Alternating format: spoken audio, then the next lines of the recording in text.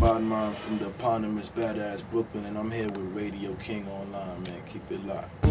Yeah, that's why I'm trying to go global.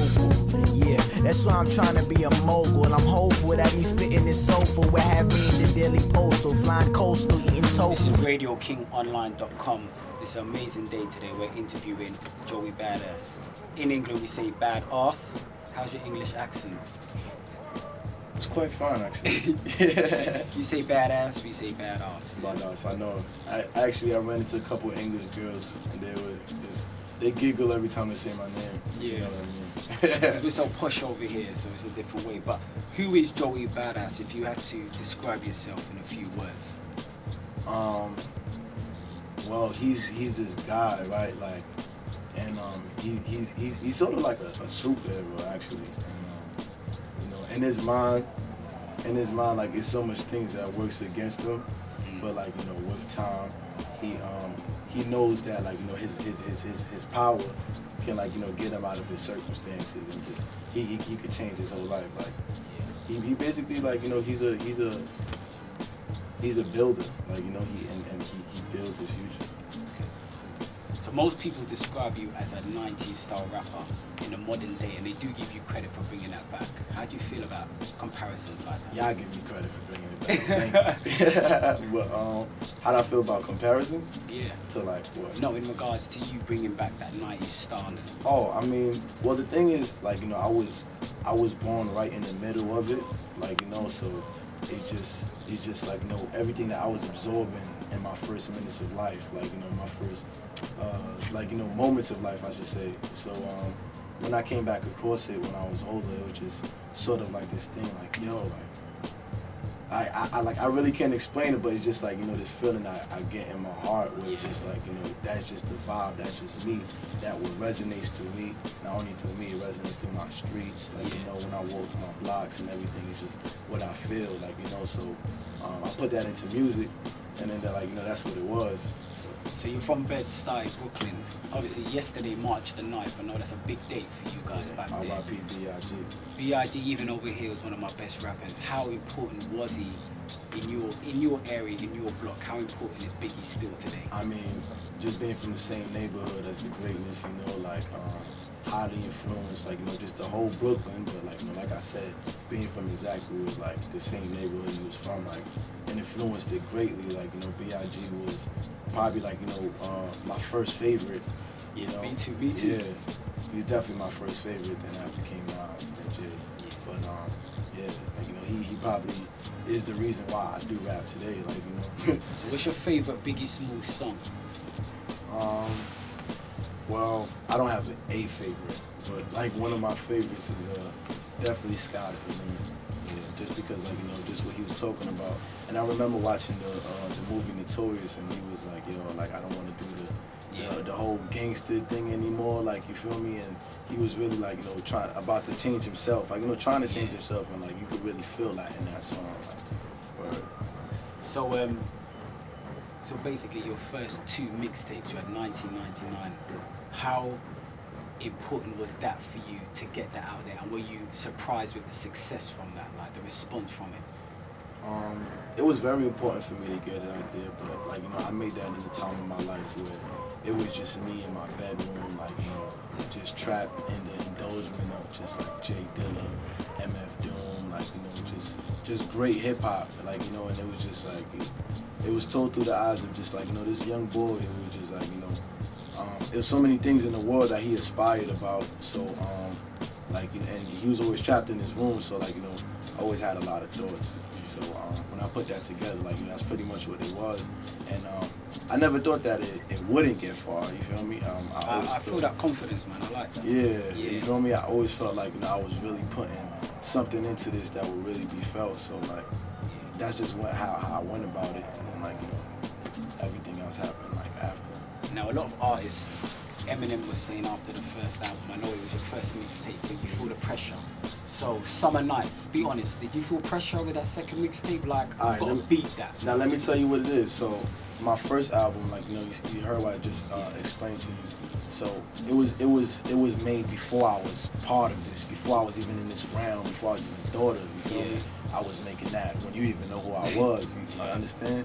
So, like, you know, Summer Nights is more the album, like, all right, he's in the game now, like, you know, this boy, that same boy who was trapped in his room all day is now venturing and touring the world now, like, you know, so it was definitely like, you know, dreams in motion type of feeling, like, you know, for me. And just the whole process of Summer Nights was, because 1999 was, it was inspired a lot by, like, you know, just that feeling I got in the summer. Yeah. And after, when I dropped it in the summer, like, it was just my summer theme music, you feel me? So the final one, it was just like, yo, like, you know, that feeling again, like, you know, that's how it feel. Like, that's the vibe that I bring to music, that I bring to my music and everything. So I wouldn't say pressure, like, you know, it was more just like, all right, now, like, I know how it's gonna be because people actually know me now. So, like, you know, the pressure probably came from, like, you know, people's expectations of things and stuff like that. But for me, it was definitely just, like, you know, a pretty smooth process. Like, you know, I was just in my zone. I was recording a lot of records. So your new album coming, the name of the album? Before the Money. Now, in regards to this album, Badass Before the Money. Badass Before the Money. Now, in regards to this album, who is actually working with you on this album? Well, certain names I won't say, but, like, you know, of course my camp, like, you know, my camp is heavily involved with it. Yeah. I don't want to give anything away. Scoops? You're not giving us? Nah, because, like, you feel me, that shit spoils it. You feel me? Like, so you don't want to spoil it. Well, when it gets down to the point, I got you though. Yeah. Like, next time I'm in London. Yeah, I'm gonna hold you to that. Nah, you definitely can. When I'm back here in June, I got you on that. Yeah, you got this live when we. So we got this. So, tell me, dead or alive? Because I always ask a lot of artists this question.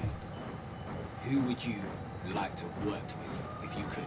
Dead or alive? Before you know. Number 1, Tupac. Number 2, Left Eye. Wow. 3.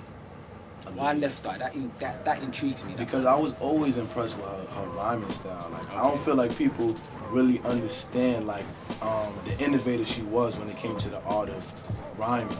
You know, like, she had this crazy flow where it's just like, like, you feel me? She put a lot of personality into it, so she's always been an inspiration for me. She's number 4, and so Foxy Brown weren't really there for you as a female rapper, or?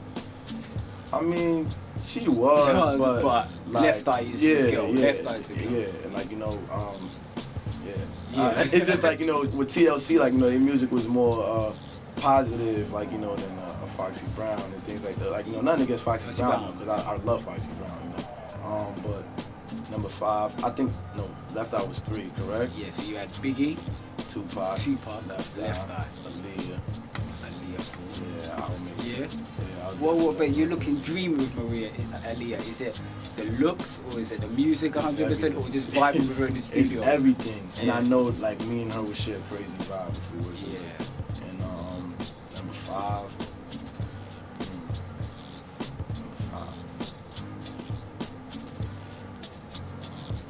I think your story's still to be told, though, isn't it? I mean, you're gonna go from strength to strength, so you don't know. Many artists might come to you and you might work with them. So true that. And, like, me, I'm the type of person where I like to vibe with you. Like, you know, if you're an artist and, like, you know, we trying to work, I like to vibe, like, in the same room. You feel me? So, like, when I come across different people, I would probably never expect to work with them. Yeah. But when we do meet and we share that vibe, then, like, you know, that's how I know, I bet we gotta get this cracking, like, you know. So how were you like in the studio? I was watching an interview with Pharrell, and he was saying when he used to be understudy to Teddy Riley, like, Teddy Riley would work from the morning to early morning. Are you that sort of studio person, or would you just want to go in and bam, do your stuff? With me, I'm a really spontaneous person. So first of all, like, I could be just in the middle of nothing, and it just write, like, you know, a crazy song. Or I could just be in the studio all day, you know, coming up with different things. So, like, you know, me it varies a lot. Like, I have no type of writing process. Like, you know, I'm just, like I said, I'm a viber. You know, like, I gotta chase the feelings and the thrills and all that. So. So we see a lot of artists recently, such as Beyonce, Kid Cudi, dropping an album without little or no promotion. Would you do this? Not at this point in my career. Yeah, not at this point, but it's definitely something I would do and something I was already considering. So when she did, I was like, fuck. Yeah, you wanted to do that. Yeah. So we basically heard that you've been in the studio recently with Chip and Maverick Sabre. What can the fans expect from that? Well, yeah. Greatness. Like, you know, good stuff. Mav is my homie, man. I first got hip to his song I Need, and like, you know, a couple months after, like, I started playing him in my playlist, he reached out to me, and then from there, like, you know, since the first time we connected, we just been like, you know, cool homies and everything. I was just in the studio with him last night, actually. So. That's another scoop live here, man. Yeah. Okay.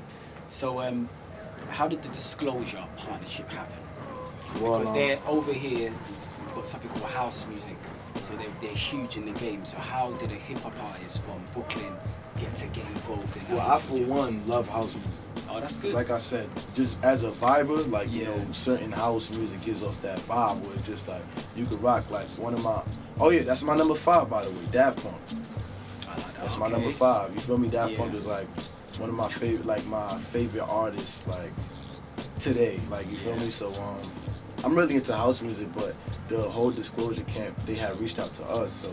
Oh, so when they reached out to you? Yeah, to so say- when they reached out, like, you know, I was honored. I was like, yeah, hell yeah, like, of course. Have you been to any house festivals in the UK? I would love to take you to one. In Now the that you say, UK? mate, you like house, if you're ready for that. Word. Yeah. But like, you know, the Disclosure show was like, I pretty much got like a feel for, like, you know, how it would be. But like, Oh, nah, okay. it would be awesome to go to like Yeah. a rave or some shit. We'll hold you I to that dig again, raves, bring the I whole dig camp, raves. yeah? So you chosen not to fully go independent with the release of this album. Why is that? Not to fully go independent. I mean, a brother needs some help. Or for one, like, you know, if you're gonna try to push something worldwide, especially, you know, if you're gonna push something worldwide, then like, you know, you kind of need that. And there's a point where, like, I feel every artist comes to in his career, and he just like, you know, you realize that you need, like, you know, sort of that. A little guidance, a little. Not well, like, you know, I hold everybody that's, like, you know, with me and part of my team, like, you know, for my guidance, and then, like, you know, whatever the higher powers tell me. But as far as just like the what am I saying? The independency of it is just like, you know, sometimes you come to a part in your career, it's just like you want to get here, but you kind of need that extra push to get there. You feel me? Like, I could get to there eventually, but probably not in the time that I wish to. You feel me? So, Yeah. RadioKingOnline.com. Keep locked. So leading into, we're going to talk about 50 Cent going independent. Like, I just want to vibe with you now and ask your opinion on, you think it's going to be a successful move for him, or what's your take on it? I'm no person to call what 50 Cent is gonna do. You feel me? He's been in the game way longer than I have. I'm sure he has, like, you know, I'm sure he has a distinctive plan of, like, you know, what he's gonna do. So I have, like, no comment on that. But I do want to say, you know, the whole independent thing is something that's, like, you know, definitely gonna turn in the game more. You feel me? So you're saying that you probably can foresee more of a pattern of more artists? Oh yeah, definitely. Like, you know, not yeah, definitely. You know, you're tight-lipped today, yeah? Not really. It's just some things I'd rather not say. Okay. So another rumours that we were discussing was, with the success of other Roc Nation artists such as J. Cole, did you seriously not regret signing for Roc Nation? Did I seriously Regret not signing for Roc Nation? No, not at all. Not at all. I mean, Roc Nation was just it was more of like a mutual understanding of, like, you know, the way that turned out to be, because it was just like, you know, if you're trying to be the best, if you're trying to be the greatest, then, like, you know, you can't just join who already is the greatest. You feel me? Like, so that's it. Point blank. Period. Like, I'm trying to build an empire of my own. You feel me? His empire is already set up. So. Do you ever, in regards to, just so the listeners and the viewers back home can see, I mean, if you turn down a deal like that, how is it publicly if you bump into that artist? Is it all love, or I mean, ever since that meeting, I haven't bumped into him again. Okay. So you got. But I'm sure it's all love. Like, you feel me? I'm sure it's all love. I wouldn't see why not. It wasn't like I was like, no, fuck this, I'm not gonna do it. Like, nah, it was not that at all. Like, which the media makes it seem like, you feel me? This is what we're saying. There's always rumors. There's always rumors. Always rumors. So like, yeah. And I'm sure, and he knows that. He's been in the game way longer than I have. So it will definitely be love. So out of all the other hip-hop artists, who would you say, I know you're not really dropping a lot of names today, but who would you say has given you that advice as another artist you thought, you know what, that stuck with me, that's good advice for me? What's it called? EADM. Forgot who it was. Old school cat. She was telling me about, you know, the craziest knowledge. Oh, yeah, Knife Wonder. Knife Wonder dropped some jewels on me, you know. Yeah. He dropped some jewels, like, you know, he made this really decent point about that 200,000 mark. Like, you know, when you get to, like when you drawing about 200,000 fans, those are all the people who know you. That's real talk. And everybody after that mark is basically put on to those 200,000. You feel me? And from there, everybody else is like, you know, not to say bandwagoning, but to say bandwagoning. Like, you know, pretty much though, like, you know, everybody else is like do another air or So those first 200,000 are the ones that went out of their way. yeah, like, exactly. Like, you. you know, and who are the truest, you know, Yeah. but like everybody else who comes after that, just like they see you, shit. Alright, so this is how it is. The first 200,000 hears you and they listen to you. And the people after that just see. That's what it was, yeah. Some real talk. Now I'm looking at your dress code today. I see we both got the sixes on. Yeah, I see now, you. Yeah, we both got that on. But what I want to ask you is, how important is image to a rapper these days? Is it that important to you? Is it more about the music, or is it a combination of that? Real talk. Alright, so to rappers these days, not including myself, Self. image is really important because, like, you know, rap, and I don't support it at all. Like, it's starting to turn into a fashion show. Like, you know, it's starting to really be about, because you can have like the most ass garbage rapper, and as long as he You got gonna like, name names for us? I would love to say names, Yeah. but like I'm just not that type of person. Oh, you feel okay, me? cool. But like, and he could be garbage. He could be trash. Like, I want to say the name now. Say the name. Say this radio I'm King not, of that. I'm not going like, you know, cause unnecessary shit. But Okay. yeah, you can have a trash rapper, and then he could be like, I guess, trendy in the trendiest fashions, and then like, you know, his shit was take off because he got that look. You feel me? And I hate that about the game today. It takes away from the culture, and it takes away from, like, you know, just the trueness of it. Like, but I mean, for me, I guess like understanding the game more is understanding all aspects of it. So image is definitely an It aspect. plays a part. It plays a part. You feel me? Like nobody, like, if you're a bum and you rap really nice, chances are, like, you feel me, you ain't gonna be on too many things. You feel me? Because, like, you know, you have no, like, but yeah, it definitely plays a part. So just like, you know, being a great artist, it comes with understanding all aspects of the game and your contributions to every single one. That's cool. Now you've caused a lot of stir with obviously the mixtapes, your dress sense. How are you coping with the fame? Because I struggle with the fame personally. You know? But obviously the ladies, I'm a bit shy about that sort of stuff. But what about yourself? You're a fellow solution, as I've been told. So we're ladies' man, Big up, really. big up. So how are you coping with the fame? I mean, yo, the fame is all the way cool. I was never in it for the fame, like, you know. Yeah. I was never in it just for the fame or anything like that. Like, I'm more about the music. Like, you know, I just want to vibe and make great tunes. Like, I don't even gotta be seen. You feel me? As long as I'm heard. Like, so that's what it is for me. Like, I actually wish that I came up with a way to just be heard and not seen. Like, you feel? Listen, it's been an honor. It's been a pleasure down, for you to brother. come down I'm down, again. G. So hopefully we'll see you very good soon. So that was Joey Badass, Radio King Online. Hey, yo, peace to Radio King. Bottom of my team.